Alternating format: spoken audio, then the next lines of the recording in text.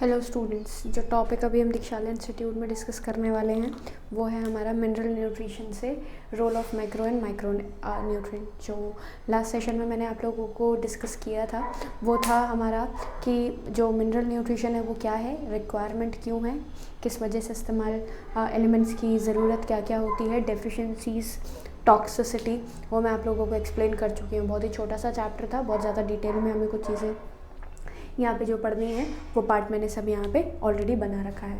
तो अगर मैं आप लोगों को सबसे पहले मैक्रो और माइक्रो न्यूट्रिएंट को थोड़ा सा डिफ़ाइन करूँ या बताऊँ कि भाई मैक्रो और माइक्रो जो न्यूट्रिएंट्स हैं वो थे क्या, तो उसका हमने जवाब दिया था वो जो हमारे प्लांट को एक मेजर क्वांटिटी में जिन एलिमेंट्स की ज़रूरत होती है।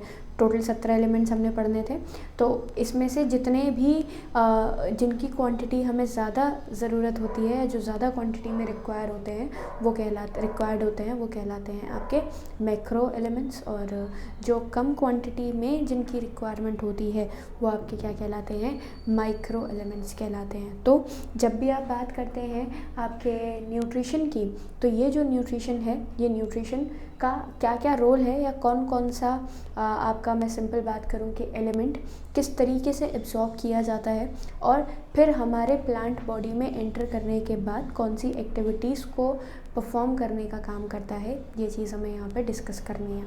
तो देखें, सबसे पहले हम बात कर रहे हैं एलिमेंट की। मैंने एक साइड पे एलिमेंट लिखे हैं, किस फॉर्म में एब्जॉर्ब होता है ये लिखा है, और फंक्शन क्या क्या है ये लिखा है। उसके बाद कुछ माइक्रो एलिमेंट्स यहाँ पे जिनका अलग अलग जगहों पे इस्तेमाल किया जाता है, तो वो भी मैंने यहाँ पे मेंशन कर दिया है। तो देखें, सबसे पहले आप लोगों को क्या दिख रहा है, ऊपर एलिमेंट्स, एलिमेंट्स की एब्जॉर्प्टिव फॉर्म, एलिमेंट्स की एब्जॉर्प्टिव फॉर्म के बाद हम देख रहे हैं आपका क्या, कि फंक्शन क्या है प्लांट बॉडी में इन पर्टिकुलर एलिमेंट्स का। ओके, तो मैंने एक टेबल में कन्वर्ट कर दिया ताकि आप लोगों को बहुत इजी क्लियर हो जाए।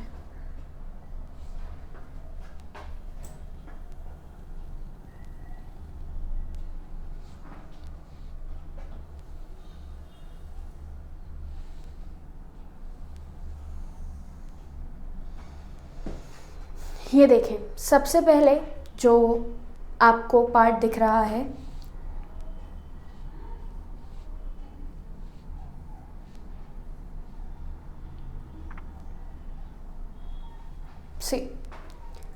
सबसे पहले नाइट्रोजन बहुत ही इम्पॉर्टेंट है। इसका तो पूरा का पूरा साइकिल भी मैं आप लोगों के साथ अभी डिस्कस करूंगी। तो सबसे पहले पार्ट हमने देखा क्या, सबसे पहला एलिमेंट जो है हमारे पास वो है नाइट्रोजन।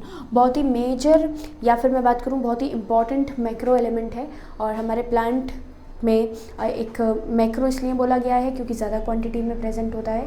ठीक है, काम कई सारे हैं, लाइक आप लोग ने देखा होगा कि हमारे प्लांट बॉडी के अंदर बहुत ज़्यादा, या हमारे इवन खुद हमारी बॉडी में भी नाइट्रोजन की जो रिक्वायरमेंट है वो बहुत ज़्यादा क्वांटिटी में होती है। तो ये जो नाइट्रोजन की रिक्वायरमेंट बहुत ज़्यादा क्वांटिटी में प्रेजेंट है, ये क्या क्या करती है, तो भाई आपने देखा होगा कि प्रोटीन्स की सिंथेसिस है, अमीनो एसिड्स, न्यूक्लिक एसिड्स जो मेरी बॉडी में बन रहे हैं, इन सब में हम किसको सबसे पहली प्रायोरिटी देते हैं, नाइट्रोजन को। तो चाहे आप एनिमल बॉडी की बात करो या फिर आप प्लांट बॉडी की बात करो, दोनों ऐसा ऑर्गेनिजम्स हैं या लिविंग ऑर्गेनिजम्स में नाइट्रोजन एक मेजर रोल प्ले करता है। हम पहले भी अगर गैशियस फॉर्म में भी देखें तो हमारे एटमॉस्फेयर में टोटल 70% सिर्फ क्या प्रेजेंट है, 78% सिर्फ नाइट्रोजन ही प्रेजेंट है, और ये नाइट्रोजन 78% एटमॉस्फेयर में प्रेजेंट, और इसके साथ साथ इसका यूटिलाइजेशन भी बहुत ज़्यादा होता है। तो देखें, सबसे पहले हम बात करें किसकी, एलिमेंट्स की। एलिमेंट में सबसे पहला पार्ट नाइट्रोजन। नाइट्रोजन की एब्सॉर्प्टिव फॉर्म या तो ये नाइट्रेट या नाइट्राइट और अमोनिया की फॉर्म में।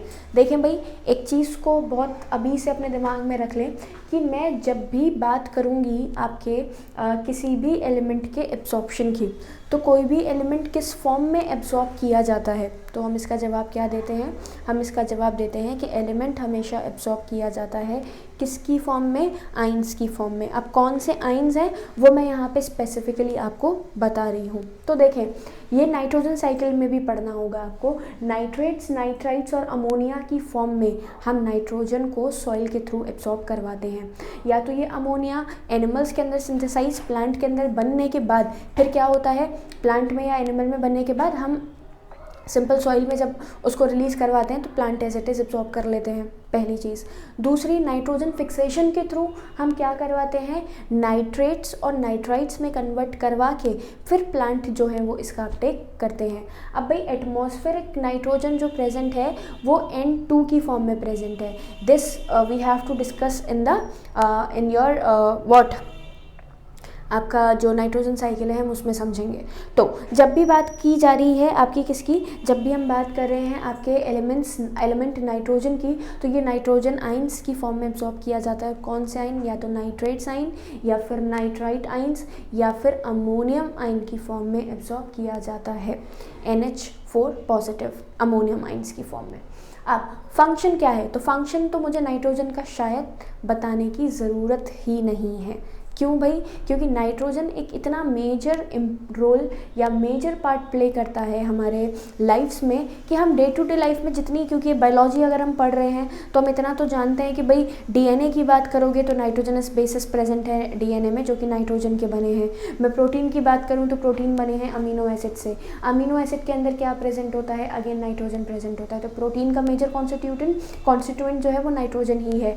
फिर इसके अलावा मैं बात करूँ कई सारे जो यही प्रोटीन्स हैं ये एंजाइम्स बनाते हैं। तो ये एंजाइम्स भी अगर मैं बोलूँ तो भाई क्या बना रहे हैं, नाइट्रोजन की फॉर्मेशन, मतलब नाइट्रोजन की हेल्प से प्रोटीन बन रहा है, वही प्रोटीन आपका एंजाइम है। और मैं बात करूँ कई सारे विटामिन्स की या फिर हार्मोन्स की हमारे प्लांट बॉडी में जो बनते हैं वो इसी नाइट्रोजन की वजह से या नाइट्रोजन की हेल्प से बनते हैं। मैंने क्या बोला, फिर से मैं रिपीट कर रही हूँ, नाइट्रोजन नाइट्रेट्स, नाइट्राइट्स और अमोनिया की फॉर्म में एब्जॉर्ब किया जाता है। नाइट्रेट्स, नाइट्राइट्स और अमोनिया की फॉर्म में एब्जॉर्ब किया जा रहा है। फिर मैंने बात करी फंक्शन क्या है, तो फंक्शन है हमारा प्रोटीन का कॉन्स्टिट्यूएंट। किसका कॉन्स्टिट्यूएंट है, प्रोटीन बनाने में नाइट्रोजन सबसे हेल्पफुल है। अमीनो एसिड से मिलके बनते हैं प्रोटीन और अमीनो एसिड का बेसिक कॉन्स्टिट्यूशन नाइट्रोजन है। अमीनो एसिड्स, प्रोटीन या अमीनो एसिड्स बात एक ही है, एक पॉलीमर है, एक मोनोमर है। फिर मैं बात कर रही हूँ Na इज़ न्यूक्लिक एसिड्स है। न्यूक्लिक एसिड्स की बात करें तो RNA और DNA। आप जानते हैं जब भी आप RNA और DNA की बात कर रहे हैं तो ये RNA और DNA के अंदर प्रेजेंट होता है तीन चीज़ें, न्यूक्लियोटाइड, न्यूक्लियोसाइड्स की बात करते हैं हम। तो न्यूक्लियोटाइड में तीन चीज़ें प्रेजेंट है, शुगर है, फॉस्फेट ग्रुप है और नाइट्रोजनस बेस है। तो वो जो नाइट्रोजनस बेस है वो नाइट्रोजनस बेस नाम ही दिया गया है नाइट्रोजनस बेस, मतलब किससे मिलके बना हुआ, नाइट्रोजन से मिलके बना हुआ। और नाइट्रोजनस बेस जो नाइट्रोजन से मिलके बना हुआ है तो ये भी आपका क्या हुआ, नाइट्रोजन का कॉन्स्टिट्यूशन। अगर मैं न्यूक्लिक एसिड की बात कर रही हूँ, DNA RNA की बात कर रही हूँ, तो DNA और RNA भी किससे मिलके बने हैं, आपके नाइट्रोजन से मिलके बने। क्लियर। दूसरी चीज़ मैंने क्या बोली, विटामिन्स और हार्मोन्स में भी नाइट्रोजन जो है वो प्रेजेंट होता है। तो आपने क्या देखा, आपने देखा सबसे पहले एलिमेंट का जो डेफिशिएंसी है। अब लॉजिकल सी चीज़ समझिए, अगर आप नाइट्रोजन की कमी करते हैं तो क्या चेंज आएगा। वैसे तो नाइट्रोजन 78% हमारे एटमॉस्फेयर में प्रेजेंट है, कमी तो बहुत क्या बोले मेजर, बहुत कम ऐसा होता है कि नाइट्रोजन की कमी हो, लेकिन अगर डेफिशिएंसी होगी तो आप यहाँ से अंदाज़ा लगा सकते हैं कि क्या काम करने में हमारे प्लांट को प्रॉब्लम फेस करनी पड़ेगी। तो जो लास्ट क्लास में मैंने आप लोगों को डेफिशिएंसी सिम्टम्स बताए थे तो वो डेफिशिएंसी सिम्टम्स अपने आप याद हो जाते हैं, बस कुछ नाम याद करने पड़ते हैं, जैसे क्लोरोसिस है, नेक्रोसिस है, फ्लावरिंग में डिले है, सीड डॉर्मेंसी है। तो ये सब थोड़ा सा डिले हो जाता है, लेकिन अगर मैं एक मेजर बात करती हूँ कि भाई एक्चुअल काम क्या करेगा, तो वो जो एक्चुअल काम है वो हमें यहाँ से दिख जाता है। क्लियर हुआ। अब देखें आगे हम बात कर रहे हैं आपकी किसकी, फॉस्फोरस की। अगेन मैंने एक सीक्वेंस ही ऐसा लिखा है जो कि आपको एक्सप्लेन करे कि हाँ ये एक मेजर पार्ट जो है या फिर एक मेजर रोल जो है वो प्ले कर रहे हैं। दूसरा पार्ट हमने क्या बोला, दूसरा पार्ट हमने बोला नाइट्रोजन के बाद फॉस्फोरस। नाउ फॉस्फोरस क्या करता है, तो देखें फॉस्फोरस सबसे पहली फॉस्फेट आइंस की फॉर्म में एब्सॉर्ब होता है, या तो H2PO4 नेगेटिव 2 नेगेटिव या फिर H2PO4 2 नेगेटिव की फॉर्म में। मतलब ये आपके फॉस्फेट आइन है, फॉस्फोरस फॉस्फेट आइंस की फॉर्म में एब्सॉर्ब किया जाता है H2PO4 और HPO4 2 नेगेटिव। तो जब भी आप बात करते हो फॉस्फोरस की तो it is absorbing in the form of phosphate ions. Phosphate ions की फॉर्म में आप क्या कर रहे हैं, इसको एब्सॉर्ब कर रहे हैं। दूसरा, अब अगर मैं बोलती हूँ हमारे फॉस्फोरस की, तो फॉस्फोरस भाई क्या बनाता है, कैसे हेल्प करता है, तो आप याद कीजिए फिर से साइटोलॉजी को। साइटोलॉजी में जब हम सेल मेम्ब्रेन बनाते थे तो सेल मेम्ब्रेन के ऊपर कुछ लेयर्स होती थी। बायोमोलिक्यूल्स में हमने प्लाज्मा मेम्ब्रेन के ऊपर कुछ लेयर्स पढ़ी थी। कौन कौन सी लेयर्स पढ़ी थी, आपकी फॉस्फोलिपिड्स की लेयर पढ़ी थी, आपके फॉस्फोग्लिसरिक एसिड्स की लेयर्स पढ़ी थी। तो ये जो फॉस्फोलिपिड्स जो कि प्लाज्मा मेम्ब्रेन पे एक लॉन्ग चेन बनाते थे वो फॉस्फोरस था। ओके, फॉस्फोरस था। तो सेल मेम्ब्रेन आपके प्लांट सेल में भी प्रेजेंट है, और जब सेल मेम्ब्रेन प्लांट सेल में प्रेजेंट है तो फॉस्फोरस आपका एक मेजर कॉन्स्टिट्यूशन हो गया किसका, सेल मेम्ब्रेन का। तो अगर कोई पूछे कि भाई फॉस्फोरस हमारे प्लांट में किस चीज़ में या क्या रोल प्ले करता है या किस चीज़ में हेल्प कर रहा है, तो हम क्या बोलते हैं कि भाई प्लाज्मा मेम्ब्रेन पे फॉस्फोलिपिड्स प्रेजेंट थे, मतलब फॉस्फोरस के बने हुए लिपिड्स प्रेजेंट थे, वही आपके क्या करते थे, हमारे सेल मेम्ब्रेन बनाने का काम करते थे, मतलब एक पार्ट बनाते थे मेम्ब्रेन का। दूसरा, मैंने अभी भी आपको जब नाइट्रोजन बोला तो मैंने बोला न्यूक्लिक एसिड। क्या बोला मैंने आप लोगों को, nucleic acids that is DNA and RNA, DNA and RNA, ये न्यूक्लियोटाइड से मिलके बने हैं। न्यूक्लियोटाइड में है 3 चीज़ें, शुगर, पेंटोज शुगर जिसको हम कहते थे, दूसरा नाइट्रोजनस बेस। मैंने नाइट्रोजनस बेस को समझाने के लिए आपको न्यूक्लियोटाइड अभी ऊपर समझाया। तीसरा है आपका phosphate group, HPO4 negative. HPO4 negative की फॉर्म में ही आपका फॉस्फेट ग्रुप या फॉस्फोरस हमारे सेल के अंदर न्यूक्लिक एसिड में प्रेजेंट होता है। तो फॉस्फेट तो डायरेक्ट नाम अलग से ही दिया जा रहा है, कोई कन्फ्यूजन की ज़रूरत है ही नहीं, या कुछ याद करने की भी ज़रूरत है ही नहीं। सिंपल हमने क्या बोलना है, सिंपल हमने बोलना है कि जब भी बात की जा रही है आपके फॉस्फोरस की तो फॉस्फेट आइंस की फॉर्म में प्रेजेंट होता है H2PO4 नेगेटिव या HPO4 2 नेगेटिव की फॉर्म में। ये H2PO4 या जो ये तो एब्जॉर्प्शन हुआ। अब फॉस्फोरस का इस्तेमाल कैसे किया जाता है, तो फॉस्फोलिपिड्स मैंने हम लोग ने डिस्कस किए थे आपके कहाँ पे, जब बायोमोलिक्यूल्स पढ़ा था या जब हमने लिपिड की मेम्ब्रेन के बारे में पढ़ा था। तो ये जो पूरा का पूरा पार्ट है ये फॉस्फोलिपिड्स और सारे पार्ट हमने बना दिए। ओके, तीसरी चीज़ हमने क्या बोली, दूसरी हमने बोली न्यूक्लिक एसिड। न्यूक्लिक एसिड बने हैं DNA और RNA बेसिकली बने हैं किससे, न्यूक्लियोटाइड से। और जब DNA और RNA न्यूक्लियोटाइड से बने हैं तो आप ये बहुत अच्छे से जानते हैं कि जो न्यूक्लियोटाइड्स हैं ये न्यूक्लियोटाइड्स आपका क्या बनाते हैं, ये न्यूक्लियोटाइड्स बनाते हैं आपका सिंपल 3 चीज़ें, शुगर, नाइट्रोजनस बेस और फॉस्फेट ग्रुप। फॉस्फेट ग्रुप का पार्ट आपने पढ़ लिया। तो दोनों चीज़ें देखी, सबसे पहले सेल मेम्ब्रेन का कॉन्स्टिट्यूशन है, प्रोटीन्स को बनाने में हेल्प कर रहा है। भाई न्यूक्लिक एसिड प्रोटीन बनाएंगे, न्यूक्लिक एसिड mRNA की हेल्प से ट्रांसक्रिप्शन ट्रांसलेशन के थ्रू प्रोटीन की सिंथेसिस करेंगे, और बाकी नाइट्रोजन प्रोटीन्स में अमीनो एसिड्स की बात करते हैं तो बहुत ज़्यादा क्वांटिटी में वहाँ पे भी फॉस्फोरस जो है वो प्रेजेंट होता है। न्यूक्लिक एसिड बात करी, न्यूक्लिक एसिड क्या है आपका, DNA और RNA बना रहे हैं। इसके साथ साथ हम जब फोटोसिंथेसिस मतलब जो फोटोसिंथेसिस हम पढ़ते हैं तो उस फोटोसिंथेसिस में हम 2 तरीके की रिएक्शंस पढ़ते हैं जिसको हमने नाम दिया है फॉस्फोराइलेशन, साइक्लिक फॉस्फोराइलेशन और नॉन साइक्लिक फॉस्फोराइलेशन। फॉस्फोराइलेशन क्या था, फॉस्फेट ग्रुप का चेंज करके ATP का सिंथेसिस करवाना, मतलब ETS के थ्रू हम लाइट की हेल्प से हम फोटोसिंथेसिस में 2 रिएक्शंस पढ़ते हैं, एक तो लाइट रिएक्शंस पढ़ते हैं और दूसरी डार्क रिएक्शंस पढ़ते हैं। तो जब भी आप लाइट रिएक्शंस और डार्क रिएक्शंस की बात कर रहे हो तो इसमें लाइट रिएक्शन को इस्तेमाल करके ATP का जनरेशन किया जाता है। ATP adenosine try phosphate, phosphorus से फॉस्फेट बना। तो ये जो फॉस्फोरस या जो फॉस्फेट का इस्तेमाल किया जा रहा है, ये एटीपी फॉस्फोराइलेशन जो किया जा रहा है, फॉस्फेट ग्रुप का एडिशन करके एडीपी से हम किसकी सिंथेसिस करते हैं, एटीपी की सिंथेसिस करते हैं। तो वो जो एडीपी से एटीपी की सिंथेसिस हुई, ये प्रोसेस, ये फिनोमेना क्या कहलाता है, साइक्लिक फॉस्फोराइलेशन कहलाता है। बात को समझे।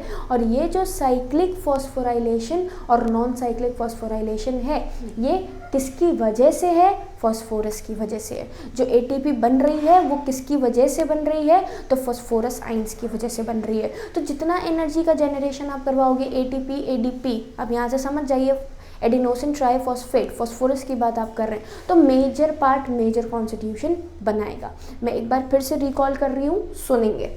सबसे पहले मैंने बोला हमारे किस फॉर्म में एब्जॉर्ब किए जाते हैं, ये एब्जॉर्ब किए जाते हैं हमारे फॉस्फेट आइंस की फॉर्म में, H2PO4 एंड HPO4 2 नेगेटिव। आगे बढ़े तो सेल मेम्ब्रेन का कॉन्स्टिट्यूशन है, प्रोटीन्स बनाता है, फंक्शन मतलब वही प्रोटीन्स का फॉर्मेशन में, न्यूक्लिक एसिड में प्रेजेंट होता है तो न्यूक्लिक एसिड बनाने में हेल्प करेगा। और जितनी भी हमारे लाइट रिएक्शन में फॉस्फोराइलेशन रिएक्शंस प्लांट में चल रही हैं, उन फॉस्फोराइलेशन रिएक्शन को भी यही फॉस्फोरस परफॉर्म करवाता है। ओके, नेक्स्ट, सबसे पहले हमने पढ़ा first was your nitrogen, second was your phosphorus and third is your potassium. Potassium को तो भाई आप बहुत सिंपली एब्जॉर्ब करवाते हो के पॉजिटिव आइंस की फॉर्म में। किस फॉर्म में एब्जॉर्ब किया जाता है, पोटेशियम आइंस की फॉर्म में। यहाँ पे हर एलिमेंट, जितने एलिमेंट्स मैं बोलती जा रही हूँ, जितने एलिमेंट्स मैं आप लोगों को समझा रही हूँ, पढ़ा रही हूँ, ये सारे के सारे एलिमेंट्स किस फॉर्म में प्रेजेंट होते हैं, आइंस की फॉर्म में ही प्रेजेंट होते हैं। मैंने टेबल इसलिए बनाया है ताकि आपको ये सारी चीज़ें बहुत अच्छे से क्लियर होती जाएँ। देखें, नेक्स्ट थर्ड पार्ट हम क्या पढ़ रहे हैं, पोटेशियम। पोटेशियम बेसिकली एक मेजर रोल, बहुत अच्छा रोल प्ले करता है। अब आ जाइए वापस से कहाँ पे, ट्रांसपोर्टेशन पर, या फिर हम थोड़ा सा और पीछे चले जाते हैं तो एनाटॉमी में हमने स्टोमेटा का स्ट्रक्चर पढ़ा था।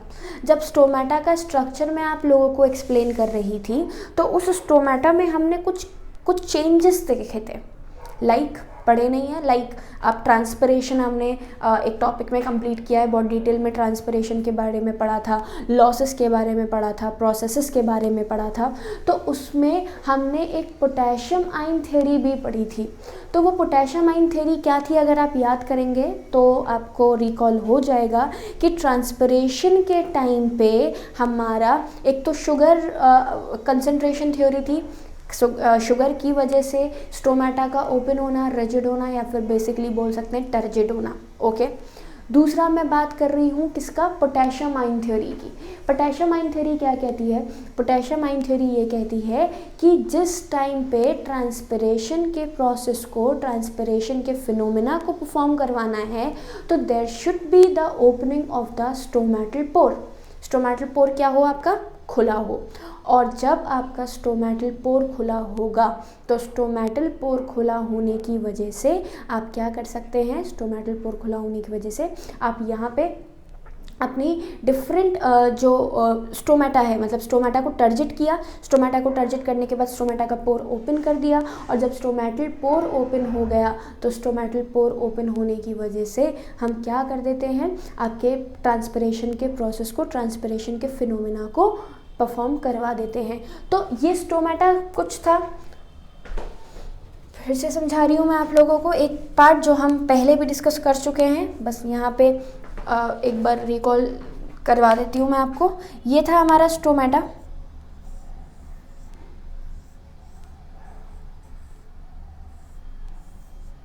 इस स्टोमेटा में आसपास के जितने पोटेशियम आयंस होते हैं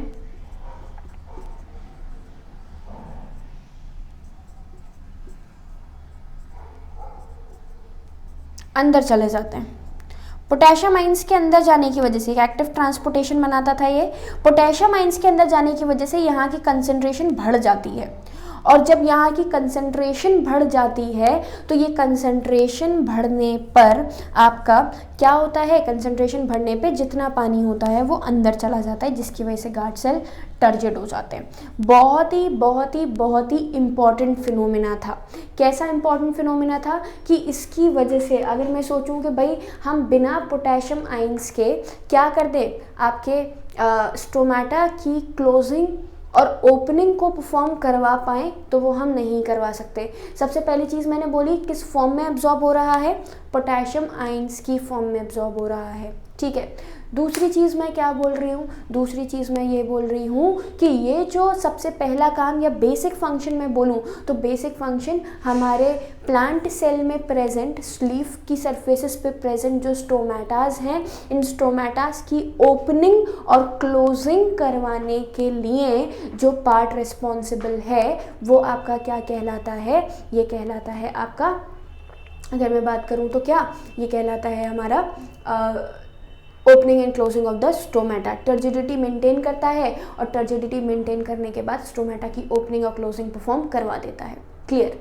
नेक्स्ट मैं बात कर रही हूँ इसी में अनाइन और कटाइन बैलेंस की, मतलब क्योंकि पोटेशियम पे एक पॉजिटिव चार्ज है तो हमारे सेल के अंदर नेगेटिव आयंस को बैलेंस करने के लिए, मतलब अगर कोई नेगेटिविटी हमारे सेल के अंदर नेगेटिव आयंस की वजह से ना बढ़ जाए तो नेगेटिव आयंस को क्या बोले हम, बैलेंस करने का काम भी पोटेशियम करता है। मतलब पोटेशियम को मैंने इसलिए भी रखा हुआ है या फिर हमारे प्लांट में इसलिए भी प्रेजेंट होते हैं ताकि कोई नेगेटिविटी या फिर मतलब बेसिकली जो नेगेटिव चार्ज है वो बहुत ज़्यादा क्वांटिटी में ना बढ़ जाए, तो पोटेशियम आइंस प्रेजेंट होके उसको न्यूट्रल चार्ज बना देंगे। ओके, तो एनाइन और कैटाइन बैलेंस को मेंटेन कराता है, ओपनिंग करवा रहा है और क्लोजिंग करवा रहा है किसकी, स्टोमेटा की। और जब ओपनिंग और क्लोजिंग है तो भाई क्लोजिंग में तो श्रिंकेज हो गई और जब ओपन हुआ तो ओपन किसकी वजह से हुआ, टर्जिडिटी क्रिएट होने की वजह से। तो जब पोटेशियम आइंस आपकी एक्टिव मूवमेंट की वजह से कहाँ चला जाता है, पोटेशियम आइंस एक्टिव मूवमेंट की वजह से हमारे सेल के अंदर एंटर कर जाता है।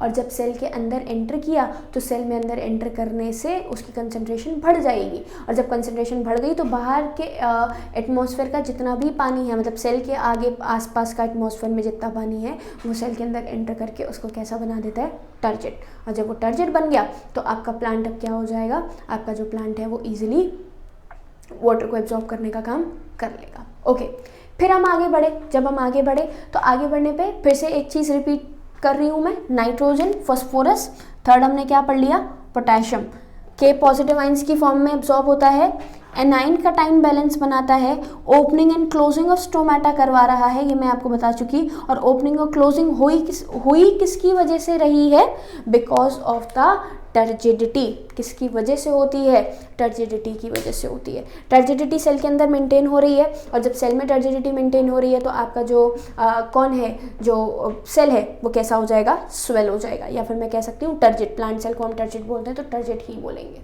Okay, clear. आगे आ जाते हैं। आगे है हमारा कैल्शियम आइंस। कैल्शियम किस फॉर्म में एब्जॉर्ब किया जा रहा है, it is basically absorbed in the calcium ions. किस फॉर्म में एब्जॉर्ब किया जाता है, in the form of calcium ions, Ca2 positive calcium ions है ये। कैल्शियम आइन का काम क्या है, तो देखें पहली चीज़ बहुत ही सिंपल सा है, कोई किसी चीज़ का फॉर्मेशन नहीं करता, कोई चीज़ बनाने का काम नहीं करता है, लेकिन एक बहुत इंपॉर्टेंट रोल है। क्या इंपॉर्टेंट रोल है, सबसे पहली चीज़ तो सेल वॉल का कॉन्स्टिट्यूशन है कौन, कैल्शियम। हम बात करें मिडिल लेमेला की, मिडिल लेमेला किससे मिलके बना है, कैल्शियम पैक्टेट। किससे मिलके बना है, कैल्शियम पैक्टेट से मिलके बना है। तो बात फिर से समझेंगे और मैं आपको क्लियर कर दूं कि हमारा जब सेल वॉल का फॉर्मेशन हो रहा होता है तो ये हम उसमें पढ़ चुके हैं, आपका किसमें, आपके प्लाज्मा मेम्ब्रेन से पहले सेल पढ़ा था,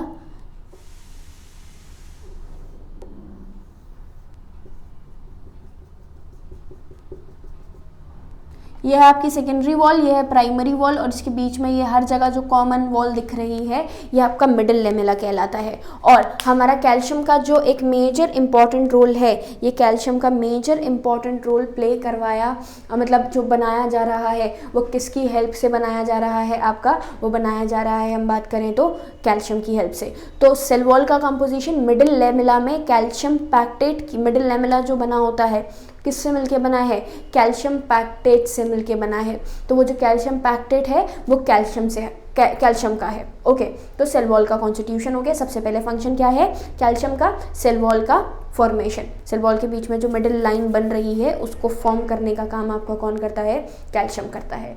दूसरा मैं बात करूं, बहुत सारी जगहों पे कई सारे एंजाइम्स कैल्शियम की हेल्प से ही एक्टिवेट किए जाते हैं। मैंने क्या बोला, फिर से समझिएगा, कैल्शियम एक बहुत मेजर रोल प्ले करता है, बिल्कुल ह्यूमंस में जैसे किया जाता है। कैसे ह्यूमंस में किया जाता है कि भाई जब भी आप बात करते हैं आपके किसकी, हमारे कैल्शियम आइंस की, तो कैल्शियम आइंस सेल वॉल का तो कॉन्स्टिट्यूशन बनाते ही बनाते हैं, साथ के साथ ये और क्या कर रहे हैं, साथ के साथ ये हमारे कई सारे एंजाइम्स को एक्टिव करने का काम भी करते हैं। ओके, नेक्स्ट मैग्नीशियम पर आ जाते हैं। Magnesium, magnesium again magnesium ions के फॉर्म में एब्सॉर्ब किया जाता है, that is Mg2 positive. Calcium पढ़ चुके हैं हम। मैग्नीशियम आइंस की फॉर्म में एब्सॉर्ब किया जाता है Mg2 पॉजिटिव। मैग्नीशियम देखें, सबसे पहले तो आप अभी जितनी रेस्पिरेशन की प्रोसेस, रेस्पिरेशन के फिनोमेना को पढ़ेंगे फोटोसिंथेसिस के बाद, क्योंकि प्लांट फिजियोलॉजी पढ़ रहे हैं हम, धीरे धीरे उस टॉपिक तक पहुंचेंगे। तो मैंने क्या बात करी, मैंने बात करी कि जब भी आप बात करते हैं आपके मैग्नीशियम की, तो मैग्नीशियम रेस्पिरेशन में एक बहुत ही इंपॉर्टेंट रोल प्ले करने वाला है। मतलब कई सारे एंजाइम्स को एक्टिवेट करने का या कई सारे कन्वर्जन्स में एक कंपोनेंट से दूसरे कंपोनेंट में कन्वर्ट करने का काम आपका कौन करता है, मैग्नीशियम ही करता है। इसके साथ साथ डीएनए आरएनए की सिंथेसिस करवाएगा, और सबसे सबसे सबसे मेजर रोल जो बोला जाता है वो है आपका स्ट्रक्चर ऑफ क्लोरोफिल का फॉर्मेशन कौन कर रहा है, हमारा मैग्नीशियम ही कर रहा है। मैं बार बार जब पहले भी जब टॉपिक पढ़ाया आपको तो मैग्नीशियम का जिक्र बहुत कर रही थी। बिल्कुल जिस तरीके से हीमोग्लोबिन से 4 आयरन के मॉलिक्यूल अटैच होके क्या बनाते हैं, एक हीमोग्लोबिन का फॉर्मेशन कर रहे हैं। आरबीसी में जो हीमोग्लोबिन है उसमें हीमोग्लोबिन जो बीच में हीम का पार्ट है उससे 4 आयरन के रिंग्स अटैच होकर एक हीमोग्लोबिन के फॉर्मेशन को, स्ट्रक्चर को पूरा करते हैं। बिल्कुल इसी तरीके से मैग्नीशियम जो है वो आपके क्लोरोफिल का रिंग बनाने का काम करता है। सेम 4 मैग्नीशियम के जो आयंस हैं ये मिलके आपका एक रिंग बनाते हैं, और वो रिंग किसका फॉर्मेशन करता है, आपका स्ट्रक्चर ऑफ क्लोरोफिल का फॉर्मेशन करता है। मतलब स्ट्रक्चर बन रहा है किसका, क्लोरोफिल का। अब जब आप बात करते हैं कि ये जो क्लोरोफिल बनी, ये क्लोरोफिल किस में हेल्प करती है भाई, फोटोसिंथेसिस में हेल्प करती है। क्या प्रोवाइड करती है, ग्रीन कलर प्रोवाइड करती है हमारे प्लांट के पार्ट्स को, लीफ को और यंगर स्टेम्स को ग्रीन कलर भी प्रोवाइड कर रहा है क्लोरोफिल। तो जब मैं बोलूँ कि भाई क्लोरोफिल की कमी हुई, मैं डेफिशिएंसी भी यहाँ पे बताती चल रही हूँ आप लोगों को कि भाई जो जो फंक्शन कर रहे हो, किसी एलिमेंट का कमी कर दो, तो जब किसी एलिमेंट की कमी होगी तो आपको ऑटोमेटिक उसकी डेफिशिएंसी भी पता चल जाएगी।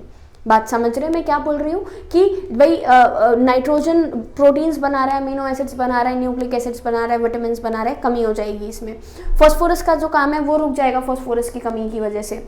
सेम चीज़ मैं बात करूँ पोटाशियम एनायन का टाइम बैलेंस नहीं मेंटेन हो पाएगा, क्लोजिंग और ओपनिंग नहीं हो पाएगी स्टोमेटा की, तो ट्रांसपिरेशन नहीं हो पाएगा, ट्रांसपिरेशन नहीं होगा तो फोटोसिंथेसिस में प्रॉब्लम होगी, सेल जो है वो टर्जिडिटी नहीं मेंटेन कर पाएंगे, विल्टिंग होना शुरू हो जाएगी प्लांट्स की। कैल्शियम की बात करें तो भाई सेल वॉल का जो कनेक्शन है वो प्रॉपर तरीके से मेंटेन नहीं हो पाएगा, कई सारे एंजाइम्स हैं जो एक्टिवेट नहीं हो पाएंगे, और जब एंजाइम्स एक्टिवेट नहीं हो पाएंगे तो कई सारी एक्टिविटीज़ हमारे सेल की रुक जाएंगी। ओके, फिर हमने बात करी आगे किसकी, मैग्नीशियम की। बात कर रहे हैं हम। मैग्नीशियम पहली चीज़ तो कई सारे इनएक्टिव एंजाइम्स को एक्टिव करने का काम करता है, या फिर कई सारे एंजाइम, बेसिकली मैं बोल सकती हूँ कि यहाँ पर जो हमारा मैग्नीशियम है वो एक मेजर कॉन्स्टिट्यूशन बनाता है एंजाइम्स का। मतलब रेस्पिरेटरी एंजाइम्स जो हैं वो मैग्नीशियम के ही बने होते हैं, मतलब बनाए जाते हैं कुछ एंजाइम्स। दूसरी मैं बोल रही हूँ डीएनए की और आरएनए की सिंथेसिस करवा रहा है। किसकी सिंथेसिस हुई? डीएनए की और आरएनए की। तीसरा मैं बात करूं तो स्ट्रक्चर ऑफ क्लोरोफिल। हमने बार बार बोला कि जब भी आप बोलते हैं किसकी, हमारे मैग्नीशियम के आयंस की बात करते हैं, तो ये जो मैग्नीशियम के आयंस हैं, ये मैग्नीशियम के आयंस आपके क्या कर रहे हैं? क्लोरोफिल का स्ट्रक्चर बनाने का काम कर रहे हैं। और जब मैग्नीशियम के आयन क्लोरोफिल के स्ट्रक्चर बनाने का काम कर रहे हैं, तो यहाँ पे एक मेजर रोल प्ले हुआ मैग्नीशियम का, किसमें? आपका क्लोरोफिल के मॉलिक्यूल को बनाने में। क्लियर। नेक्स्ट हमने बात करी कि ये जो मैग्नीशियम है, ये मैग्नीशियम, अब अगर कमी है मैग्नीशियम की तो क्लोरोफिल का स्ट्रक्चर नहीं बन पाएगा, ठीक है। और जब क्लोरोफिल का स्ट्रक्चर नहीं बन पाएगा तो येलोइंग होगी लीफ में, और जब येलोइंग होगी लीफ में तो वो किसके फॉर्म में जानी जाती है? क्लोरोसिस की फॉर्म में जानी जाती है। क्लियर। तो मैग्नीशियम की deficiency will leads you to the chlorosis. Chlorosis मतलब येलोइंग ऑफ लीफ, मतलब pre ageing of the leaves. Clear. आगे देखें, नेक्स्ट है हमारा आयरन। आयरन तो हम सब जानते ही हैं, बहुत ही इंपॉर्टेंट रोल, मतलब बहुत ही मेजर एलिमेंट है ह्यूमन बॉडी का भी और प्लांट बॉडी का भी। आयरन Fe3 पॉजिटिव आयरन आप बेसिकली बोले फेरिक आयंस की फॉर्म में एब्जॉर्ब किया जाता है। तो ये जो आयंस है ये भी क्या बनाते हैं भाई? अभी आप पढ़ने वाले हैं ETS। ETS क्या है आपका? Electron transport system. ETS क्या है यहाँ पे आपका? Electron transport system. और जब भी आप इलेक्ट्रॉन ट्रांसपोर्ट सिस्टम की बात कर रहे हैं, ETS की बात कर रहे हैं, तो यहाँ पे मेजर पार्ट जो प्ले किया जाता है वो फेरस आयन, या फिर सिंपल में बात करूँ आयरन की हेल्प से ही किया जाता है। आयरन हमारे प्लांट्स में ये जो आयरन है, जो Fe3 पॉजिटिव का आयन है, ये Fe3 पॉजिटिव आपका कई सारे इलेक्ट्रॉन्स को एक्सेप्ट करने का काम, और फिर उन्हीं इलेक्ट्रॉन्स को साइटोक्रोम से, एक साइटोक्रोम से दूसरे साइटोक्रोम तक और दूसरे साइटोक्रोम से तीसरे साइटोक्रोम तक पहुंचाने का काम करता है। तो मैंने क्या बोला? मैंने आपको सिंपल बोला कि जितनी भी प्लांट में एक्टिविटीज़ परफॉर्म करवाई गई, ये सारी की सारी एक्टिविटीज़ डिफरेंट एलिमेंट्स की वजह से चल रही हैं, जो कि हम one by one, line by line पढ़ रहे हैं। तो सबसे पहले फिर आपकी Fe3 पॉजिटिव की फॉर्म में एब्जॉर्ब होता है ETS, इलेक्ट्रॉन ट्रांसपोर्ट सिस्टम। अभी आपको समझ में नहीं, अगर नहीं आ रहा कोई दिक्कत नहीं है, फोटोसिंथेसिस में हमने इसको समझ लेना है। फोटोसिंथेसिस क्या कहता है? फोटोसिंथेसिस में, सॉरी रेस्पिरेशन में लास्ट पार्ट जो हम पढ़ेंगे वो ETS ही है। ETS में बहुत जगहों पे अगर आयरन ना हो तो आयरन एब्जॉर्प्शन, मतलब इलेक्ट्रॉन्स को लेने का और देने का काम करता है। तो अगर आयरन नहीं होगा तो जो आपका एक्सचेंजिंग चल रही है वो एक्सचेंजिंग जो है वो क्या हो जाएगी? रुक जाएगी। क्लियर। आगे हम देखें, कई सारे एंजाइम्स को भी एक्टिवेट करने का काम करता है आपका कौन? यही आयरन। और क्लोरोफिल का कंपोनेंट भी बनाता है, जैसा अभी मैंने आप लोगों को ऊपर मैग्नीशियम के आयंस में एक्सप्लेन किया था। ये 6 आयरन कंप्लीट। तो सबसे पहले नाइट्रोजन देखा, नाइट्रोजन के बाद हमने फास्फोरस देखा, फास्फोरस के बाद हमने आपका पोटेशियम देखा, पोटेशियम के बाद कैल्शियम क्या क्या रोल प्ले करता है वो समझा, मैग्नीशियम के बारे में जाना और आयरन के बारे में समझा। अब आ जाइए सल्फर आयंस पर। सल्फर एब्जॉर्ब होता है सल्फेट आयंस की फॉर्म में। सल्फर किसकी फॉर्म में एब्जॉर्ब हो रहा है? सल्फेट आयंस की फॉर्म में एब्जॉर्ब होता है। और जब भी आप सल्फेट आयंस की बात करते हैं तो ये हमारी बॉडी में कुछ अमीनो एसिड्स बनाने में हेल्प कर रहा है। अमीनो एसिड्स क्या बनाएंगे? प्रोटीन्स बनाएंगे। Amino acid is responsible for the formation of protein, और यहाँ पे कुछ अमीनो एसिड का कंपोनेंट सल्फर होता है, लाइक सिस्टीन और मिथ्योनिन। पहली चीज़ तो सल्फर आपका विटामिन्स में भी मिलता है, ओके। और दूसरा मैं बात करूं आपका अमीनो एसिड्स का कॉन्स्टिट्यूशन, 2 अमीनो एसिड ऐसे हैं जो कि सल्फर से मिलके बने हैं। कौन कौन से? एक तो है आपका सिस्टीन और एक है आपका मिथ्योनीन। बहुत ज़्यादा इंपॉर्टेंट है, इस पर क्वेश्चन पूछ लिया जाता है। क्या पूछ लिया जाता है कि भाई आपकी बॉडी के अंदर जो अमीनो एसिड्स हैं, कौन कौन से अमीनो एसिड्स? सिस्टीन और मिथ्योनीन। ये सिस्टीन और मतलब बेसिकली कौन से ऐसे अमीनो एसिड्स हैं जो कि सल्फर का कंपोज मतलब सल्फर के कंपोनेंट्स हैं? तो हम क्या जवाब देते हैं? Cysteine and methionine. Okay, next आगे बढ़ते हैं हम। कुछ माइक्रो एलिमेंट्स, ये तो मेजर थे जिनके जो कि एक बहुत ही इंपॉर्टेंट रोल प्ले कर रहे हैं हमारा किसमें? प्लांट में। क्या करने के लिए? डिफरेंट एक्टिविटीज़ को परफॉर्म करवाने के लिए। अब जो नेक्स्ट पार्ट है हमारा, नेक्स्ट पार्ट हमारे हैं कुछ छोटे छोटे माइक्रो एलिमेंट्स लाइक मैंगनीज है, जिंक है, कॉपर है, बोरोन है, मोलिब्डेनम है और आपका क्लोरीन है। इन सब के अगेन क्या है? डिफरेंट फंक्शंस हैं, अलग अलग काम है। कैसे अलग अलग काम है समझेंगे। मैंगनीज जो है वो मैग्नीज आयन की फॉर्म में एब्जॉर्ब किया जाता है, दैट इज Mn2 पॉजिटिव। किसकी फॉर्म में एब्जॉर्ब किया जा रहा है? Mn2 positive. हेल्प किस में करता है? तो अभी आप फोटोसिंथेसिस जब पढ़ेंगे तो फोटोसिंथेसिस में आप H2O की स्प्लिटिंग पढ़ेंगे। 2H2O, 4H positive plus H2O, 4 electron plus O2 plus O2। तो ये जो स्प्लिटिंग ऑफ वाटर है, पानी को तोड़ना, जिसकी वजह से ऑक्सीजन फोटोसिंथेसिस में बाहर निकलती है, ये मैंगनीज की वजह से निकलती है, दैट इज Mn2 पॉजिटिव। बहुत बहुत इंपॉर्टेंट, एक ही छोटा सा काम आपको समझना है लेकिन बहुत इंपॉर्टेंट और बहुत ही मेजर रोल प्ले करने वाला। कौन सा? वो बोला मैंने आपको, क्या चीज़? वो मैंने आपको बोली सिंपल नाइट्रोजन, सॉरी जो H2O है that is splitting of water, पानी को तोड़ने का काम, पानी को ब्रेक करने का काम आपका कौन करता है? पानी को ब्रेक करने का काम करता है आपका यही मैंगनीज आयन। मैंगनीज आयन की फॉर्म में एब्सॉर्ब किया जाता है, Mn2 पॉजिटिव, और वाटर स्प्लिटिंग में हेल्प कर रहा है। सेकेंड है आपका जिंक, मतलब जो नेक्स्ट है आपका वो है zinc. Magnesium, zinc Zn2 positive, zinc ion की फॉर्म में एब्जॉर्ब होता है और ऑक्सीजन का कंपोनेंट है, मतलब ऑक्सीजन बनाने में हेल्प करता है जिंक। फिर से समझे, मैग्नीज जो है वो करवा रहा है स्प्लिटिंग ऑफ वाटर। मैग्नीज क्या करवा रहा है? Splitting of water. और दूसरी मैं बात करूं आपकी किसकी? दूसरी मैं बात कर रही हूं आपकी जिंक की। तो जिंक जो है वो आपका एक मेजर कॉन्स्टिट्यूशन बनाता है किसका? ऑक्सीजन का। मतलब ऑक्सीजन को बनाने के लिए हम किसका इस्तेमाल कर रहे हैं? जिंक का इस्तेमाल कर रहे हैं। क्लियर? जिंक के बाद थर्ड चीज आपको दिख रही है कॉपर। कॉपर कई सारे रेडॉक्स रिएक्शन को परफॉर्म करवाता है, लाइक मतलब बेसिकली कुछ एंजाइम से रिलेटेड है और रेडॉक्स रिएक्शन को परफॉर्म करवाता है, तभी ये रिवर्सिबल है। कभी तो ये Cu2 पॉजिटिव आइंस की फॉर्म में मिलता है और कभी ये Cu पॉजिटिव, कभी मतलब या तो Cu2 पॉजिटिव की फॉर्म में देखते हैं या फिर हम किसकी फॉर्म में देखते हैं? Cu पॉजिटिव की फॉर्म में इसको देखते हैं हमारे प्लांट्स में। बोरॉन बोरेटाइन की फॉर्म में, या सिंपल बेसिकली बोलें तो हाँ वही आइंस की फॉर्म में एब्जॉर्ब किया जा रहा है। और ये जो बोरोन है इसका काम कुछ अलग है। बोरोन बेसिकली हमारे प्लांट में प्रेजेंट है कैल्शियम आइंस को एब्जॉर्ब करवाने के लिए। तो मतलब एक सिंपल सी चीज़ मैं आपको यहाँ पे बता रही हूँ, बहुत ज़्यादा टफ नहीं है, टिपिकल नहीं है, जिसमें आप सिंपल क्या बोल रहे हो कि जब भी आप बात करते हैं आपकी किसकी?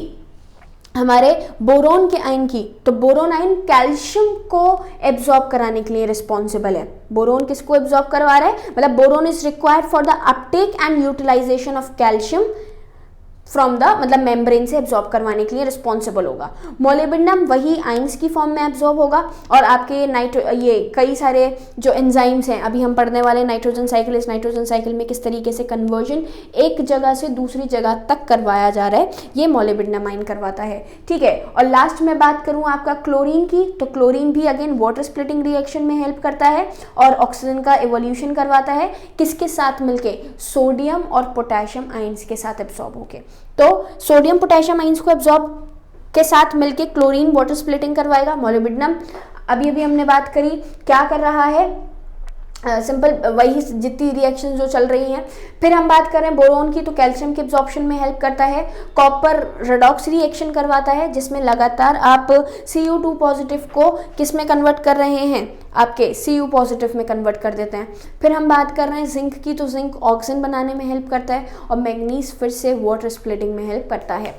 तो कई सारे एंजाइम्स हमने यहाँ पे एलिमेंट्स हमने पढ़े, nitrogen, phosphorus, potassium, calcium, magnesium, iron, sulphur, manganese, zinc, copper, boron, molybdenum, chlorine और भी कई सारे होते हैं जो कि मतलब कई सारे रोल प्ले करते हैं, जो इम्पोर्टेंट हैं और जो लर्न करने वाले हैं वो सब मैंने आप लोगों को एक्सप्लेन कर दिया, बाकी सब आप सब पढ़ लेंगे। देखें आप नेक्स्ट, ये पूरा रहा किसी भी माइक्रो न्यूट्रिएंट का रोल क्या होता है।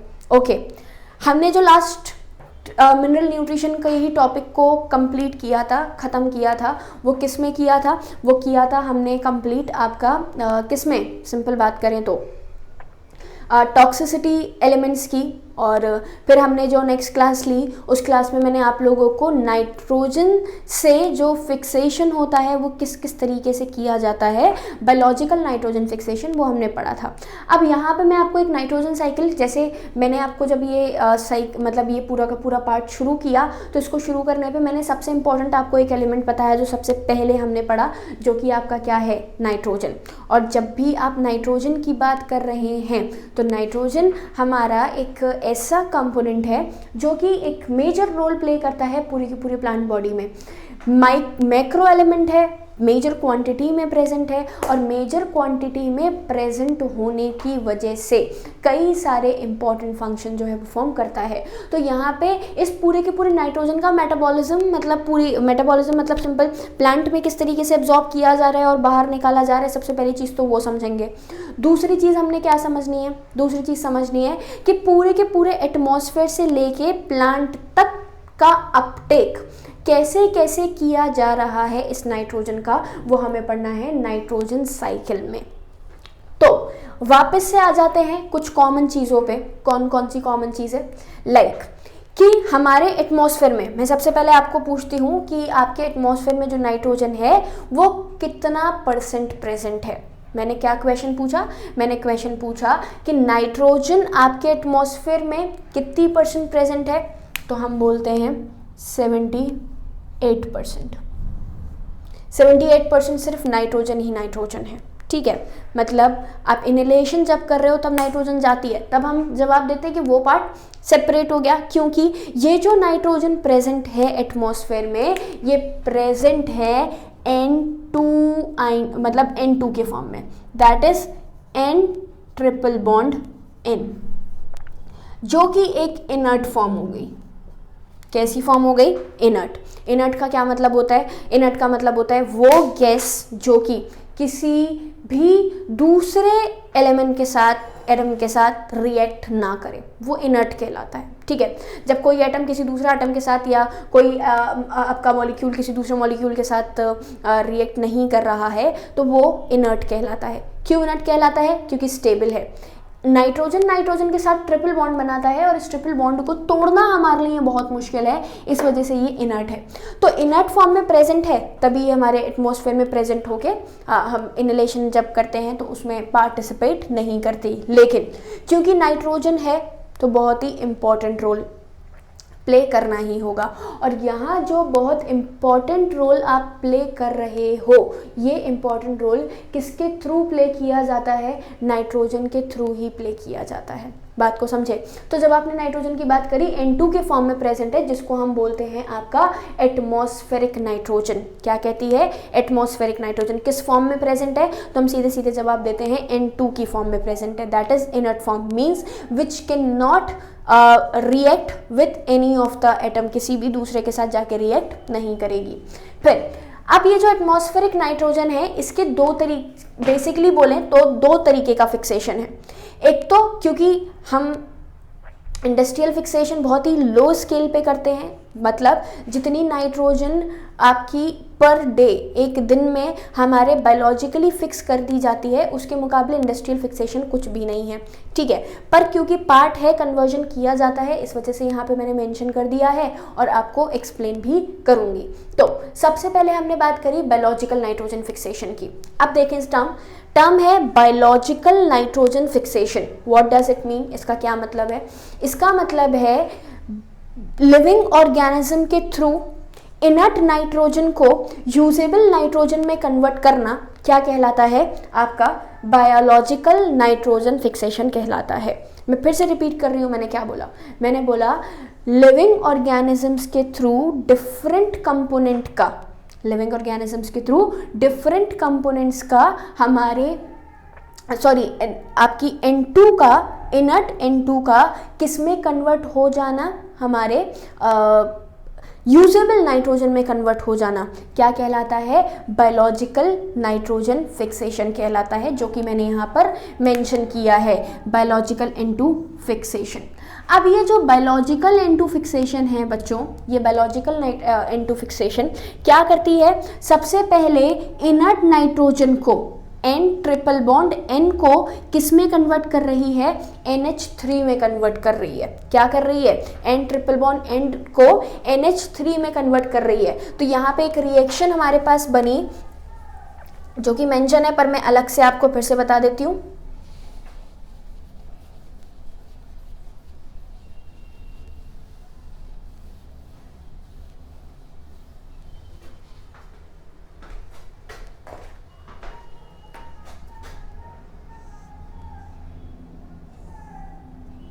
देखें, सिंपल N2 को, जो कि किसके इक्वल है? N ट्रिपल बॉन्ड N के फॉर्म में प्रेजेंट है, इसको हम किस में कन्वर्ट कर देते हैं? NH3 में कन्वर्ट कर देते हैं। किस में कन्वर्ट कर देते हैं? NH3 में कन्वर्ट करते हैं। तो ये एटमॉस्फेरिक नाइट्रोजन किस में कन्वर्ट हो गई? अमोनिया में कन्वर्ट हुई। किस एंजाइम की हेल्प से हुई? नाइट्रोजनेस। किसकी हेल्प से? हमने सिंपल एटमॉस्फेरिक N2 को आपके अमोनिया में कन्वर्ट किया। तो मैंने क्या जवाब दिया? नाइट्रोजनेस की हेल्प से ये बायोलॉजिकल नाइट्रोजन फिक्सेशन हुआ और NH3 में कन्वर्ट हो गया। अभी पूरी तरीके से कन्वर्जन नहीं हुआ है, मतलब बायोलॉजिकल नाइट्रोजन फिक्सेशन यहाँ तक खत्म होती है जिस पे आपका प्लांट इसको एब्जॉर्ब करने का काम कर ले, ठीक है। अब देखें, ये जो NH3 है, ये NH3 अगेन प्लांट के थ्रू अभी डायरेक्टली एब्सॉर्ब नहीं हो सकता। मैं क्या बोल रही हूँ फिर से समझेंगे। मैंने बोला कि इस नाइट्रोजन साइकिल में हमें अपने इस N2 को, एटमॉस्फेरिक N2 को उस कंपोनेंट तक ले जाना है जो कि प्लांट इजीली एब्सॉर्ब कर सकता हो। बात को समझे? तो आपका जो प्लांट है वो अमोनिया को डायरेक्टली एब्सॉर्ब नहीं करता। तो जब अमोनिया को डायरेक्टली एब्सॉर्ब नहीं करता तो उस कंडीशन में अब हमने क्या करना पड़ेगा? इसमें चेंज बनाना पड़ेगा। मतलब अभी जो प्रोसेस है, जो फंक्शन चल रहा है वो बाकी है, जिसमें क्या बोला कि जो आपका N2 है, N ट्रिपल बॉन्ड N, ये किस में कन्वर्ट करना है? आपको NH3 में कन्वर्ट करना है। But this NH3 again is not the absorptive form, absorb नहीं की जा सकती। अब एब्सॉर्ब नहीं की जा सकती तो अब क्या करें? इसको फर्दर कन्वर्ट करो। किस में कन्वर्ट करो? अमोनिया को करो कन्वर्ट नाइट्रेट में और नाइट्रेट को कन्वर्ट करो नाइट्राइट में। सबसे पहले नाइट्रेट, फिर उसके बाद आपका नाइट्राइट। मतलब NO2 नेगेटिव और NO3 नेगेटिव। मतलब जब भी हम बात करते हैं आपके एटमॉस्फेयर नाइट्रोजन को फिक्स करने का, बायोलॉजिकल नाइट्रोजन फिक्सेशन करने का, तो इस बायोलॉजिकल नाइट्रोजन फिक्सेशन में आप क्या कर रहे हैं? सबसे पहले अमोनिया बना रहे हैं। इस अमोनिया को बनाने के लिए मैंने एंजाइम का इस्तेमाल किया जिसको मैं नाम दे रही हूँ नाइट्रोजनेस। क्या नाम दिया एंजाइम को? एंजाइम को नाम दिया नाइट्रोजनेस, जो कि N2 को किस में कन्वर्ट कर देगा? NH3 में कन्वर्ट कर देगा। और अब ये जो NH3 है, इस NH बेसिकली भाई हाइड्रोजन लगा तो रिडक्शन हुआ है, अब इस रिड्यूस्ड कंपोनेंट को मुझे ऑक्सीडाइज्ड करना है। आप देखें नाइट्रेट और नाइट्राइट्स मैंने बनाए हैं, तो ये नाइट्रेट्स और नाइट्राइट्स जो हैं ये क्या करते हैं? ये ऑक्सीडाइज होता है, सबसे पहला नाइट्राइट बनाएगा और नाइट्राइट को ऑक्सीडाइज करके हम नाइट्रेट बनाएंगे। तो रिएक्शन में कुछ टफनेस नहीं है, बहुत ही इजी सा पार्ट है। क्या इजी सा पार्ट है कि जब भी हम बात करते हैं आपके NH3 की, तो NH3 जो है वो क्या है? अमोनिया। अमोनिया कहाँ से बना? नाइट्रोजनेस से बना, N2 से। इस अमोनिया को आप किस में कन्वर्ट करोगे? ऑक्सीडाइज करोगे। किसकी हेल्प से? ये नाइट्राइट, नाइट्राइट के बाद ये हैं आपके नाइट्रेट।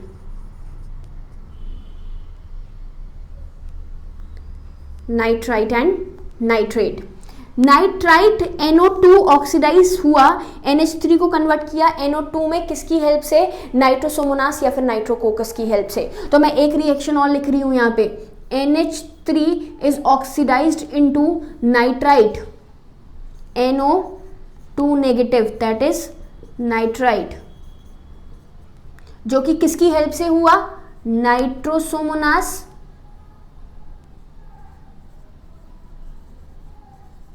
और दूसरा या तो नाइट्रोकोकस। दो एंजाइम्स इस्तेमाल किए, आइदर नाइट्रोसोमोनास या फिर सिंपल हम बोल सकते हैं नाइट्रोकोकस, जो कि क्या है? अमोनिया को ऑक्सीडाइज करके किस में कन्वर्ट कर रहा है? नाइट्राइट में कन्वर्ट कर रहा है। अब ये नाइट्राइट को NO2 नेगेटिव को मैं कन्वर्ट करूंगी नाइट्रेट में NO3 negative, that is nitrate. किस में कन्वर्ट किया? नाइट्राइट को नाइट्रेट में कन्वर्ट किया। और ये जो नाइट्रेट्स हैं आपके, ये नाइट्रेट किसकी हेल्प से कन्वर्ट होते हैं? ये होते हैं आपके बेसिकली देखें, पहले अमोनिया को नाइट्रेट में और नाइट्राइट को नाइट्रेट में कन्वर्ट किया। अमोनिया से नाइट्रेट बनाने के लिए नाइट्रोसोमोनास या फिर नाइट्रोकोकस, और जब नाइट्राइट को नाइट्रेट में कन्वर्ट कर रहे हैं तो बहुत ईजी नाइट्रोबैक्टर। क्या कन्वर्ट किया? नाइट्रोबैक्टर बनाया। जब नाइट्रोबैक्टर बन गया तो अब इस नाइट्रोबैक्टर से आपका नाइट्रेट का फॉर्मेशन हुआ, and it is that form which can be absorbed by the plant easily. ये वो फॉर्म है जो कि प्लांट से एब्सॉर्ब करवाई जा सकती है। मतलब मैं इसको यहाँ पे लिख दूं, एब्सॉर्प्टिव फॉर्म। क्या कहलाती है? एब्सॉर्प्टिव फॉर्म कहलाती है। क्लियर हुआ? कोई डाउट नहीं होना चाहिए आप लोगों को। तो सबसे पहले एटमॉस्फेरिक नाइट्रोजन का बायोलॉजिकल फिक्सेशन, इंडस्ट्रियल फिक्सेशन में भी आप सेम यही कर रहे हो।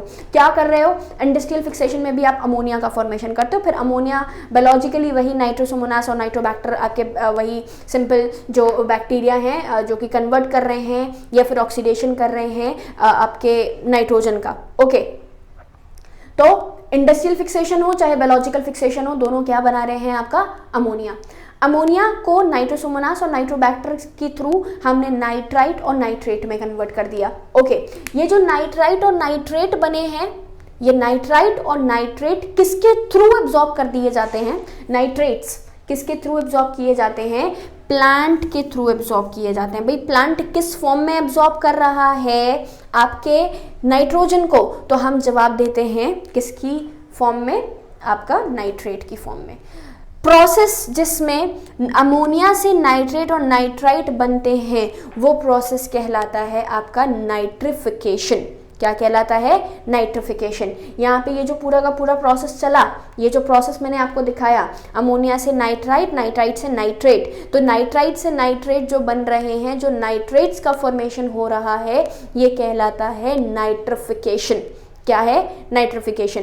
प्लांट में भाई अलग अलग तरीके के बैक्टीरिया प्रेजेंट हैं, रूट नोड्यूल्स पे प्रेजेंट होते हैं, नाइट्रोजन फिक्सेशन में हेल्प करते हैं। नाइट्रिफिकेशन, ये नाइट्रिफिकेशन उल्टा कर दिया, ये देखें, ये नाइट्रेट या तो प्लांट के थ्रू एब्जॉर्ब कर लिया जाएगा। ओके, प्लांट के थ्रू ही एब्जॉर्ब किया जाएगा, नहीं तो वापस से रिडक्शन करके डीनाइट्रिफिकेशन करवा के आप एटमॉस्फेयर में इसको रिलीज करवा दीजिए। मैंने क्या बोला, ये प्रोसेस नाइट्रिफिकेशन था, तभी तो डीनाइट्रिफिकेशन होगा। तो नाइट्रेट और नाइट्राइट एब्जॉर्ब किए जा रहे हैं किसके थ्रू, नाइट्रेट और नाइट्राइट एब्जॉर्ब किए जा रहे हैं आपके प्लांट के थ्रू। अगर एब्जॉर्ब नहीं किए जाते हैं, इसका जो ऑक्सीडेशन हुआ है वापस इसको रिड्यूस करके आपको एटमॉस्फेयर में भेज देना है ऑक्सीजन को अलग हटा के, तो वो प्रोसेस, वो फिनोमेना क्या कहलाता है आपका, डीनाइट्रिफिकेशन कहलाता है। क्या कहलाता है, डीनाइट्रिफिकेशन। बहुत इंपॉर्टेंट, डीनाइट्रिफिकेशन। ठीक है, तो बायोलॉजिकल फिक्सेशन सबसे पहले N2 फिक्सेशन किया, नाइट्राइट्स नाइट्रिफिकेशन से हमने डीनाइट्रिफाइंग बैक्टीरिया से डीनाइट्रिफिकेशन कर दिया। ओके, डीनाइट्रिफिकेशन से जब हम आगे बढ़े तो अपटेक हुआ प्लांट के थ्रू, प्लांट को कंज्यूम करेगा या तो एनिमल या फिर प्लांट का खुद का डिके होगा। ठीक है, प्लांट ने एब्जॉर्ब, या तो प्लांट के बायोमास को कौन एब्जॉर्ब कर लेगा, एनिमल एब्जॉर्ब कर लेगा। ओके, या फिर हम बात करते हैं किसकी, हम बात करते हैं आपकी, इसको प्लांट कंज्यूम कर लेंगे, एनिमल सॉरी। ठीक है, एनिमल ने कंज्यूम किया, या तो हम बात कर रहे हैं ये डिके हो गए। डिके होने के बाद आपका ये जो डिकेइंग हुआ, भाई मेरी बॉडी में जब नाइट्रोजन जाएगा, जो भी प्रोटीन जा रहे हैं, तो मैं अमोनिया की सिंथेसिस करूंगी, यूरिया की सिंथेसिस करूंगी। तो वो प्रोसेस जिसके थ्रू हम इन नाइट्रेट्स को वापस से अमोनिया में कन्वर्ट करते हैं। देखें जरा, ये पूरी की पूरी साइकिल कहाँ जाके खत्म हो रही है, यहाँ। मतलब नाइट्रेट्स को वापस से हम क्या बना रहे हैं, अमोनिया बना रहे हैं। और the process by which nitrates and nitrites converted into the ammonia, the process is called ammonification. Process क्या कहलाती है आपकी, अमोनिफिकेशन कहलाती है। तो जब भी आप अमोनिफिकेशन की बात कर रहे हैं तो ammonification is the synthesis of ammonia from the nitrates and nitrites, nitrate और नाइट्राइट्स के थ्रू। नाइट्रेट्स को पहले लिया गया प्लांट बायोमास, प्लांट या तो प्लांट खुद डिकम्पोज होके अमोनिया प्लांट को दे देगा, या फिर अगर उस प्लांट के कंपोनेंट्स को एनिमल कंज्यूम करता है तो फिर से एनिमल से आपका क्या बनेगा, नाइट्रोजन का अमोनिया। और जिस प्रोसेस के थ्रू अमोनिया बनती है वो क्या कहलाती है, आपका अमोनिफिकेशन कहलाती है। क्या कहलाती है, अमोनिफिकेशन। तो जितनी भी हमने यहाँ पे पूरे के पूरे पार्ट्स को पढ़ा, ये पूरी आपकी नाइट्रोजन साइकिल थी। बहुत ही इम्पॉर्टेंट और सिंपल है, कोई ज़्यादा टफनेस यहाँ पे नहीं है, पर काफ़ी सारे क्वेश्चन पूछे जाते हैं। जो क्वेश्चन पूछा जाता है वो पूछा जाता है आपका किस पे, नाइट्रोजन फिक्सेशन पे। नाइट्रोजन फिक्सेशन मतलब कि किस तरीके से आपने क्या किया, एटमॉस्फेरिक नाइट्रोजन को पूरे के पूरे एटमॉस्फेयर में एक कंपोनेंट से दूसरे कंपोनेंट में चेंज करने का काम किया। और यही फिनोमेना जो चल रहा है, ये नाइट्रोजन फिक्सेशन पूरा कंप्लीट कर देता है। और अगर ये चीज़ ना हो तो हमारे प्लांट में जो एब्जॉर्प्शन हो रहा है वो एब्जॉर्प्शन पॉसिबल नहीं हो पाएगा। अब इस चीज़ में हम एक डिस्कशन और कर चुके हैं। क्या कर चुके हैं क्लास में, मतलब टॉपिक पढ़ लिया हमने। कौन सा टॉपिक पढ़ा था, जिसमें रूट नोड्यूल्स का फॉर्मेशन होता था। मतलब किस तरीके से प्लांट नाइट्रोजन को एब्जॉर्ब करने के लिए हमारे रूट्स में अलग अलग तरीके के नाइट्रीफाइंग बैक्टीरिया या फिर नाइट्रोजन फिक्सिंग बैक्टीरिया क्या करते हैं, हमारे रूट्स के साथ एक फॉर्मेशन बना के, रूट नोड्यूल्स का फॉर्मेशन करके और एक इफेक्टिव नाइट्रोजन फिक्सेशन को परफॉर्म करवाते हैं। तो जब आप एक इफेक्टिव नाइट्रोजन फिक्सेशन की बात करते हो तो ये इफेक्टिव नाइट्रोजन फिक्सेशन कई सारे बैक्टीरियाज के थ्रू रूट नोड्यूल्स बनाने में हेल्प करती है, जिसको हमने क्या पढ़ा था, जिसको हमने पढ़ा था symbiotic biological nitrogen fixation.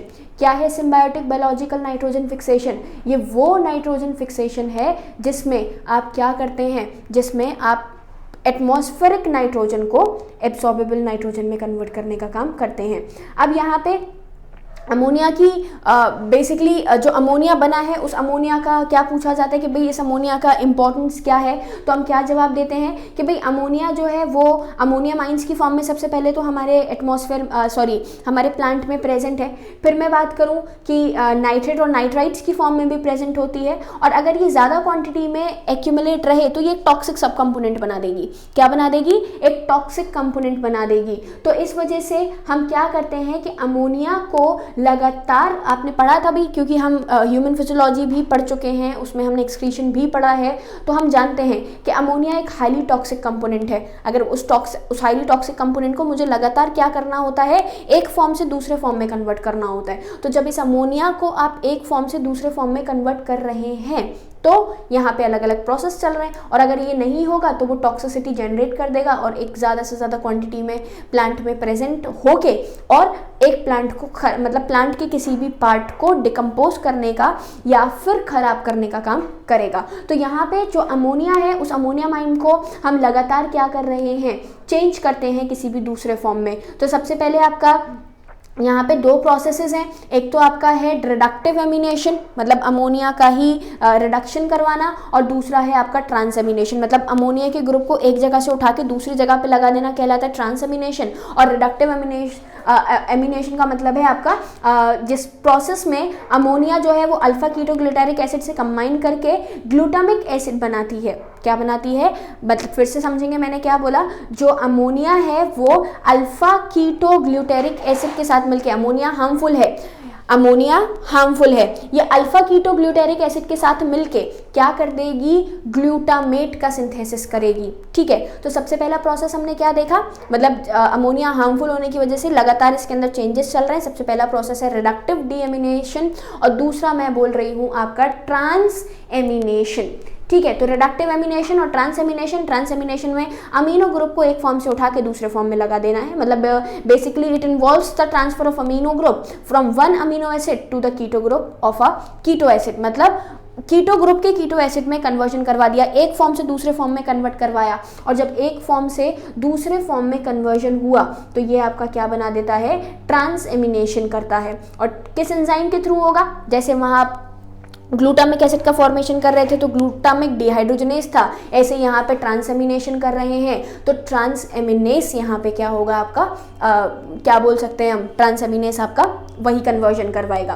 Clear, तो ऐसे ही ये पूरा का पूरा पार्ट जो है वो अमोनिया माइन में चेंज करके आपका पूरे नाइट्रोजन का फिक्सेशन जो है वो कंप्लीट कर देता है। तो यहाँ पे कई सारी चीज़ें हैं, कौन कौन सी कि जिसमें हमें नाइट्रोजन की रिक्वायरमेंट है, तो हम क्या करते हैं, हम नाइट्रोजन का कन्वर्जन करवा के अपनी यूजेबल फॉर्म बना रहे हैं, नहीं करना है तो उसको चेंज कर देते हैं। तो ये पूरा का पूरा सिस्टम यहाँ पे जितना आपने मिनरल न्यूट्रिशन में पढ़ा वो यही पार्ट था। क्या क्या चीज़ें पढ़ी मैं एक बार आपको दोबारा से रिकॉल करवा देती हूँ। सबसे पहले हमने पढ़ा मिनरल्स क्या है, मिनरल न्यूट्रिशन क्या है, किस तरीके से एब्जॉर्ब करवाया जा रहा है, प्लांट बॉडी में कैसे जा रहा है, हमने ये समझा। फिर दूसरी चीज़ हमने समझी कि हाइड्रोपोनिक्स या फिर जो मिनरल्स हैं वो किस किस फॉर्म में है, तो दो पढ़े हमने, एक तो मैक्रो एलिमेंट्स पढ़े, एक माइक्रो एलिमेंट्स पढ़े। फिर उनकी डेफिशिएंसी पढ़ी, डेफिशिएंसी के सिम्टम्स क्या होते हैं वो पढ़े।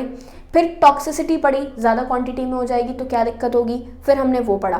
तो डेफिशिएंसी पढ़ी, टॉक्सिसिटी पढ़ी, डेफिशिएंसी टॉक्सिसिटी।